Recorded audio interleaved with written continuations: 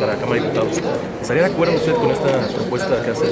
Yo creo que la circunstancia actual del partido exige presentarnos en solitario en la elección, poder recuperar la confianza perdida en la elección anterior con una nueva narrativa, con una nueva condición de participación, con perfiles que identifiquen claramente al Partido Acción Nacional y sobre todo con la expectativa de crear una mejor penetración en la sociedad de cada 2018. Es el momento en el cual el partido debía de hacer un esfuerzo por sí mismo, un esfuerzo de presentarse con cara propia, con rostro propio, con una plataforma que nos distinga de las otras fuerzas políticas y sobre todo con un discurso que trate de expresar por qué nos opusimos a la reforma fiscal y por qué apoyamos la reforma energética. Desafortunadamente la coalición con el PRD desdibuja al partido en esas dos posiciones centrales. ¿Cómo ir con el PRD si el PRD acompañó la reforma fiscal que nosotros votamos en contra? ¿Y cómo ir con el PRD cuando nosotros impulsamos, enriquecimos la reforma energética? De hecho, nos atribuimos la autoría de la reforma energética cuando el Partido de la Revolución Democrática votó en contra de la reforma energética. ¿Cómo ir a los ciudadanos a tratar de convencer de que la ruta correcta es una contrarreforma fiscal y la ruta correcta es modernizar al país en los sectores económicos como los de la energía, con un partido que está en contra de esas posiciones o que no comparte esas posiciones? Creo que es una decisión que en principio está a nivel de exploración. Lo que se acordó el día de ayer es explorar la posibilidad de una coalición. No se entiende todavía como finiquitado el procedimiento ni tomada la decisión.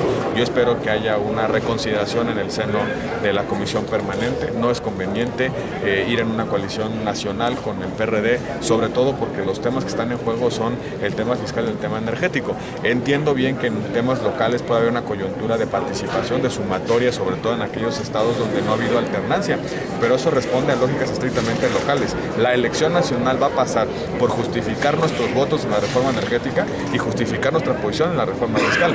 En esos dos puntos nos dividimos, nos separamos e incluso nos enfrentamos democrática y parlamentariamente al Partido de la Revolución Democrática. No parece que vaya a ser sencillo podernos conciliar de cara a candidaturas en coalición en el 2015. Claro. ¿Tiene algo que ver con Sí, no, esta adelante. cuestión de Ayotzinapa y todo lo que ha pasado con el PRD en este caso de Iguala? Bueno, evidentemente el PRD tiene una circunstancia concreta que explicar y que resolver. En el caso de Guerrero, no es fundamentalmente, o no baso mi posición en el caso Guerrero. Creo que es una coyuntura nacional que tiene que ver con factores de debilidad institucional diferentes, que pudiera haber razones para podernos, digamos, diferenciar del PRD en esa materia también. En buena medida, convivir en una coalición electoral con el PRD también implica de alguna manera desdibujar el discurso en materia de seguridad y Estado de Derecho del partido. Nosotros hemos dicho reiteradamente que lo que necesita el Estado mexicano es aumentar capacidades, necesita formación de policías, necesita que las autoridades políticas tengan mecanismos de rendición de cuentas para que no se infiltre el crimen organizado, que necesitamos revisar las facultades en materia de seguridad pública en los municipios. Muchas de las cosas que se incubaron en Iguala y que en buena medida provocaron la desaparición de los 43 normalistas. En buena medida la decisión de ir en coalición nos desdibuja de esa posibilidad de hacer exigencias concretas con los ciudadanos de que se requieren crear capacidades, rediseñar el municipio, que se requiere seguir en la ruta del fortalecimiento de las instituciones en materia de seguridad y el Estado de Derecho. Creo que la decisión de la coalición con el PRD también pone en vilo esa definición programática que tiene el partido en materia de seguridad y de justicia.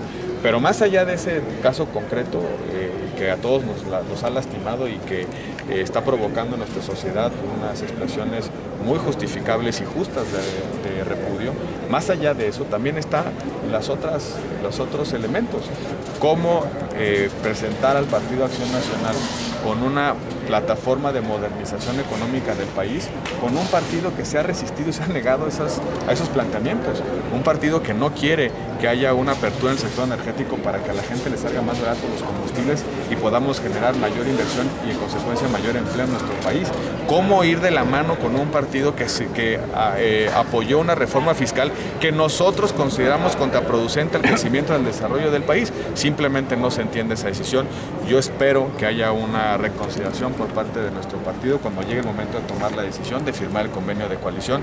No le conviene al partido ponerse detrás de alguien, lo que le conviene al Partido Acción Nacional es presentarse con un rostro diferente, un rostro propio, con candidaturas que vengan de la sociedad, liderazgo social que nos permita reencontrarnos con los ciudadanos, pero sobre todo con definiciones claras en los temas que son centrales para el país, en temas económicos y en temas de seguridad. Senador, ¿qué grado de consenso tiene la iniciativa que presentaste hoy? Está avalada por todo el grupo parlamentario de Acción Nacional. Los 38 senadores han decidido acompañarlas, la han suscrito, es una iniciativa de grupo parlamentario, no es una iniciativa personal. Yo esperaría que los otros grupos parlamentarios puedan sumarse a su dictaminación, es necesaria para nuestro país. El régimen de delincuencia organizada es un régimen que no incluye, por ejemplo, desaparición forzada. Si nosotros revisamos el régimen de desaparición forzada en nuestro país, ni siquiera merita prisión preventiva. El juez no debe dictar de manera directa la prisión preventiva de oficio, sino que depende de factores diferentes en cada caso. Lo que sucede a la luz de lo que parece a la luz de los acontecimientos de Ayotzinapa, absolutamente contrario con el espíritu de un combate eficaz en materia de desaparición forzada, y sobre todo que existe una enorme disparidad normativa. Cada entidad federativa ha interpretado el tipo de desaparición forzada como se le ha dado a entender, a su modo y en sus propias condiciones, y estamos incumpliendo los estándares internacionales que nos obligan a tener definiciones de tipo penal que la distinga claramente del secuestro, que proteja a la víctima. Hay que recordar que en desaparición forzada el agente activo es el Estado o agentes del Estado, entonces requiere una protección mucho más fuerte para las víctimas, y también la posibilidad de que el Ministerio Público pueda establecer ciertos beneficios a quienes participen como testigos o coimplicados, precisamente para poder dar con los verdaderos responsables de estos casos. Son mecanismos y deficiencias que no existen, que se mantienen en nuestro país, son deficiencias del modelo de desaparición forzada actual que tenemos que corregir de manera inmediata, sobre todo a la luz de los acontecimientos recientes. ¿Debe dictaminarse cuanto antes? Nosotros hemos llamado a que se dictamine con urgencia. Es una reforma constitucional, que implicaría ampliar los alcances de delincuencia organizada para comprender desaparición forzada. Es una reforma constitucional que implica extender los beneficios de protección a las víctimas que tienen, por ejemplo, en trata o que se tienen en secuestro, y también facultar al Congreso de la Unión para que exista en nuestro país una sola ley que cumpla los estándares internacionales en materia de desaparición forzada. Senador, yo recuerdo que ya han habido otras iniciativas de desaparición forzada, sobre todo una que presentó Angélica de la Peña. ¿Por qué hasta ahora revisar Entiendo que las iniciativas que se han presentado versan sobre leyes federales, es decir, crear una ley para los casos que correspondan a la jurisdicción federal, que es diferente. ¿Cuándo hay jurisdicción federal en casos de desaparición forzada? Cuando el agente activo es un servidor público federal.